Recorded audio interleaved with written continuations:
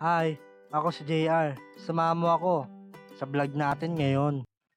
Ngayong araw nga guys ay may client tayo. 7:30 kasi ang kanyang pinabook na schedule. Kaya nga wala pang 7 ay nandito na ako sa shop. Dito nga ay ilalabas na natin ang ating pinakamaangas na service. Ito kasi yung ginagamit ko kapag magdilinis ako sa mga customer. Ang lahat ng kakailanganin kong mga gamit ay nandyan na. Lalong lalo na yung tubig, water pressure, tsaka blower. Pero sa client natin ngayon, nagpa-discount kasi siya. Kaya sa kanya yung tubig. Ito yung lagi kong ginagawa kapag nasa car wash ako. Bago ang lahat, paki-follow, like, and share muna guys. At tapusin ang video na to. At dito nga ay hinubad ko na yung aking long sleeve. At pagkatapos ay binuksan ko na din yung gate. Kasi nga ay ilalabas ko na ang aking pinakamaangas na service. Lalabas nga pala tayo ng gate ng paatras. Kasi tatagal ako kapag minaniobra ko pa. Kapag nag-aatras nga ako ng mobile ay dahan-dahan lang. Mas maganda na yung maging maingat kaysa maging pasikat. Para sa akin ay mabilis nga lang matutunan yung ganitong 4 wheels. Mabilis kasi akong matuto kahit tignan ko lang. At dito naman ay pupunta na tayo sa aking client. Salamat at hanggang ngayon ay nanonood ka pa rin sa video na to. Medyo malayo kasi yung bahay ni client, guys. Pagbaba ko nga dito ay kailangan ko pang pumunta sa kaliwa. Tapos sa kaliwa ulit. Tapos sa kanan. Tapos sa kaliwa ulit. Aray Hindi nga ko. pala natapos yung clip na to guys kasi nalaglag yung cellphone ko dyan. Bago ang lahat, meron nga pala nagpa-shoutout sa atin guys. Shoutout nga pala sa'yo Gilbert Montero. At shoutout din sa'yo Righteous De La Rosa. Maraming salamat sa suporta nyo. At yun, nandito na nga pala tayo sa bahay ni client guys. At magaganda nga itong mga kotse niya guys. Isang Trailblazer, tapos dalawang sedan. Tapos meron pang Sportage. Sana all na lang talaga no. Isa nga palang napakabigatin na architect yung client natin guys. Ang kaso waiting muna tayo sa labas guys. Kasi nga tulog pa si client. Hindi kasi siya kayang gisingin ng mga yaya niya. Natatakot sila na baka pagalitan sila. Kaya ang sabi ko sa kanila ay okay lang akong maghantay dito sa labas. Mabuti na lang at walang sunod na schedule pagkatapos ni client. Kaya okay lang na maghantay ako dito. Mga 30 minutes din ako naghantay dito Aray guys. ko. Inaantok na nga ako sa mga oras na yan guys. Muntik na nga ako makatulog dyan. Kaya para di ako makatulog guys, ay tumayo ako. Mabuti na lang sa pagtayo ko ay nawala yung antok ko.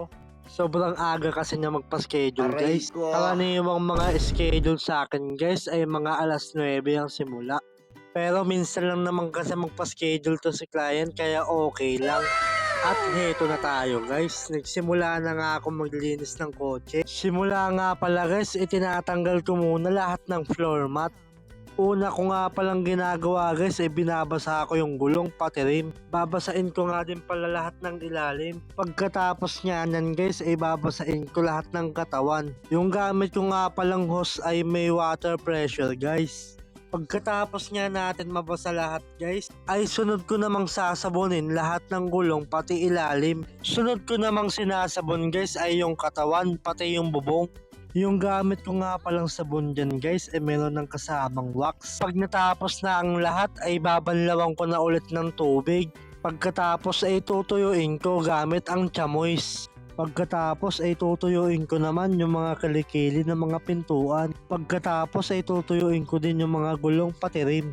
Pagkatapos ko nga palang magtuyo ay magbabacuum na ako sa loob.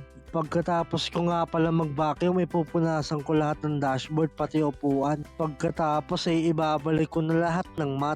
Pagkatapos ko nga pala ibalik lahat ng mat ay pupunasan ko na ng tire block yung mga gulong. Ganyan nga pala maglinis ng kotse guys. Yan nga pala yung una kong natapos linisin. Pagkatapos niya nito ay meron pang 3 guys. Same process lang naman to guys. Nung bago nga ako dito guys ay nakakapagod. Kasi hindi ko pa kabisado yung mga gagawin. Meron kasi tong step by step na sinusunod.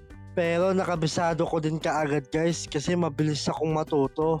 dito nga sa paglilinis ko ng kotse guys, ay bukod sa sweldo, mayroon pang tip na binibigay ang mga client. Meron din na ibang client na walang binibigay. Meron man o wala, ayos lang sa akin guys. Ang mahalaga, nabibigay ko yung serbisyo na kailangan nila. Maraming salamat guys at umabot kayo sa puntong ito. Huwag nyo sanang kalimutan mag-follow, like, and share guys.